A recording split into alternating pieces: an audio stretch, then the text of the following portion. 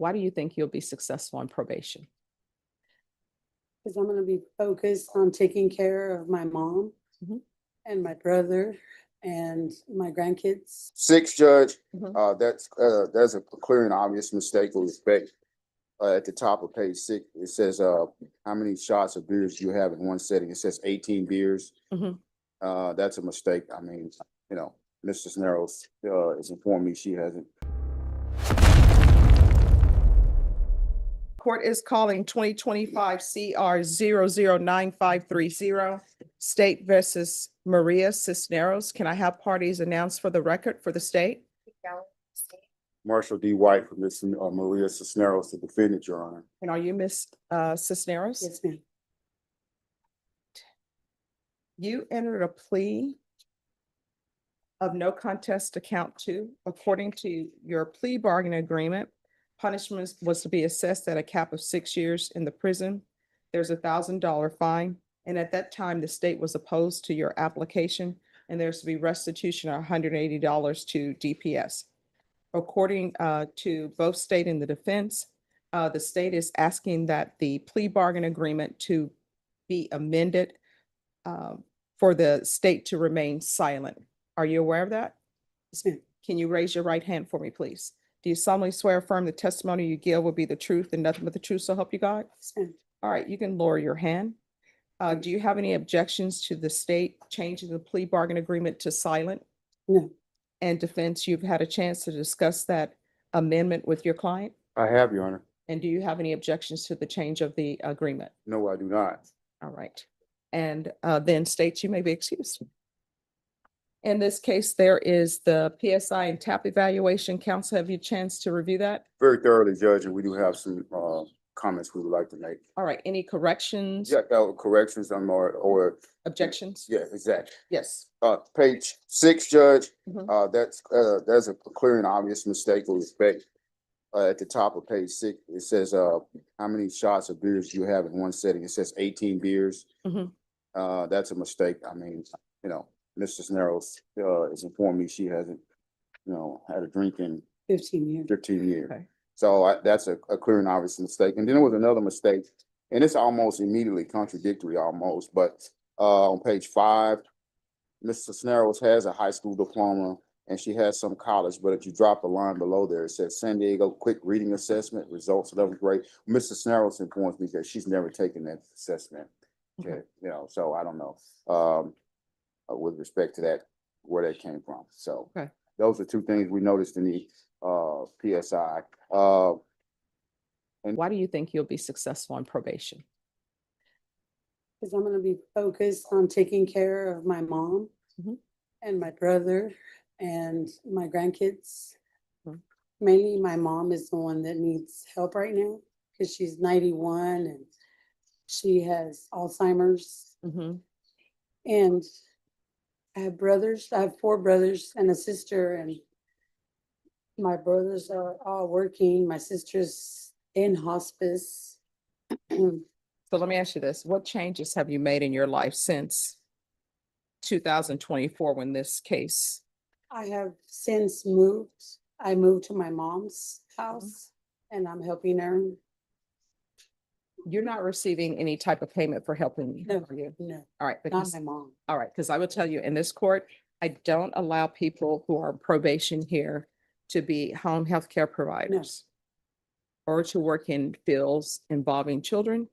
And I just do that to make sure that community is protected. Yes, no, ma'am, There are some exceptions to that rule, but, no, okay. that would be wrong.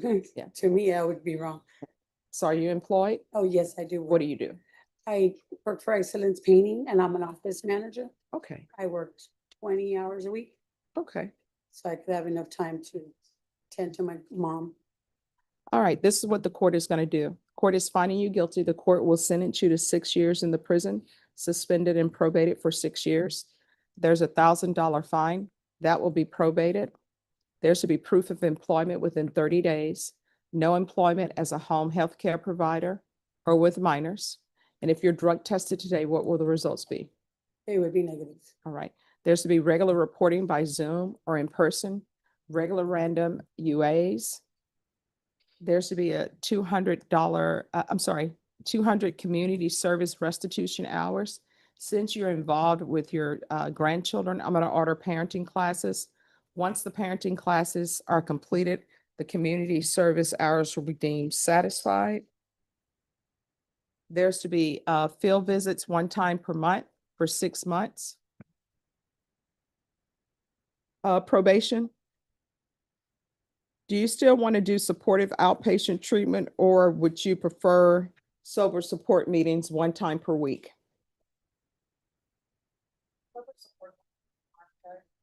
All right, so that's AANA meetings. You're to do those one time per week. And they're located all over the city. All right, so there's to be sober support meetings one time per week until further notice. And there is restitution to the Texas Department of Public Safety. And that's for testing. And that is in the amount of $180. Do I pay it today? Probation will let you know when that needs to be paid. Okay. Probation, is there anything else? Is there anything else you need in order to be successful? No, I just need to make sure. Oh, probation is going to go over conditions with Okay. you. Yes. Judge, real quickly, but you mooted the need for me to speak on her behalf for the most part. Mhm. But I just spoke with Ms. Galloway and she's not opposed. I am court appointed in this particular case Mhm. to help alleviate some of the financial burden Ms. Cisneros is going to have while she's on probation. If the court could consider probating some or all of the fine, the $1,000 fine. Oh, I'm probating the $1,000 fine. Okay, well, I'm sorry, maybe I missed you saying No, that. no correctly. problem. Okay, thank you. I appreciate that. You're welcome. Did you review the document entitled Trial Court Certification of Defendant's Rights to Appeal with your attorney? Did you understand it and sign it? Yes, ma'am. All right, because this is a plea bargain agreement, because I followed your plea bargain agreement, because you waive your right to appeal, you do not have the court's permission to appeal. Because this is a felony conviction, you're not allowed to own or possess any weapons or ammunition. If you have a question over what that is, you'll need to speak to an attorney. Do you understand? Yes, ma'am. All right, in this court, yes? I did not hear in the beginning whether or not you said count one and count two. Oh, I'm sorry. She pled to count 3. It's count Count 2? 2, Judge. Oh, I'm sorry. It's count 2. Can you give me that cause number again? Yes, Judge. Oh my gosh, I thought it was on the plea bargain page. It's not. I'm sorry. There you go. She got it. All right. And I'll just make sure it's in Odyssey, but it's for the record, it's for count 2. All right. Thank you. In this court, make sure you stay in touch with probation. If there's an issue, let them know about it. If you feel they're not addressing it, you can always come back to the court. But whatever you do, do not disappear on them, okay? No, ma'am. All right. Thank you. Thank you so much. Thank you very much. Have a good Thank day. you. You Appreciate too. it. All right. To understand what happened in that courtroom, you have to understand the weight on Judge Stephanie Boyd's shoulders. She wasn't just reviewing a case, she was staring at a person asking for trust. And in Judge Boyd's courtroom, trust isn't given, it's earned through accountability. What the defendant expected versus what the court reviewed. Maria Cisneros came in hoping for a simple resolution. She had a plea deal with a cap of 6 years, and her argument was deeply personal. Her 91-year-old mother has Alzheimer's, her sister is in hospice, and she is the only one available to help. On the surface, it's a compelling plea for mercy, but Judge Boyd doesn't rule on sympathy alone. She had the pre-sentence investigation report, and it was her job to separate fact from fiction. The defense immediately flagged issues with the PSI, glaring mistakes. It claimed Cisneros drank 18 beers in one sitting.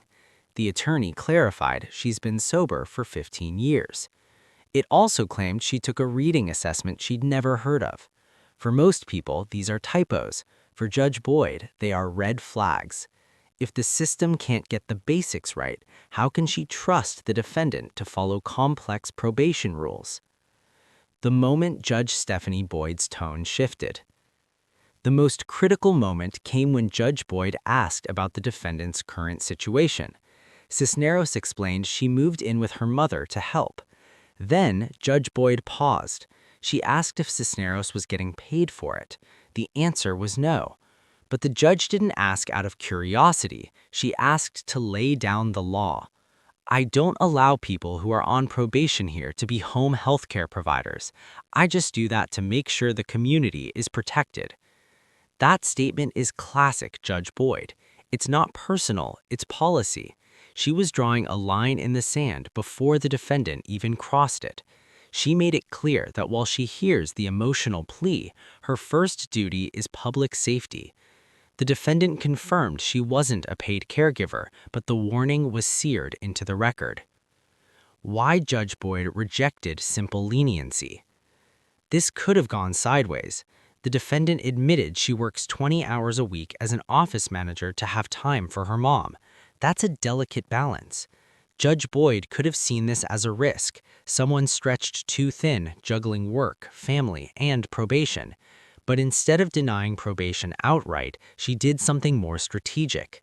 She accepted the plea deal's framework, 6 years suspended, 6 years probation, but she fortified it. She added conditions that force accountability. Regular random UAs to ensure the 15 years of sobriety isn't broken. Monthly field visits for 6 months, meaning a probation officer will see her environment, not just hear about it. And the most creative condition, parenting classes in lieu of community service. This last point is key. Because Cisneros mentioned her grandkids, Judge Boyd tied the punishment to personal growth. It wasn't just about paying a debt to society, it was about ensuring she becomes a better support system. That is a judge using her authority to rehabilitate, not just punish. In the end, Judge Stephanie Boyd granted probation, but it was a version of probation loaded with oversight. She waived the $1,000 fine to ease the financial burden, showing she does listen to the defense. But she made it crystal clear, do not disappear on them. The ruling wasn't about one mistake. It was about whether the defendant could handle the scrutiny of the state. Judge Boyd looked at a woman with a 15-year sobriety streak and a dying mother, and she decided that mercy was appropriate, but only if it came with an iron structure. It was a decision that said, I'm giving you the chance you asked for, but I'm watching every step you take.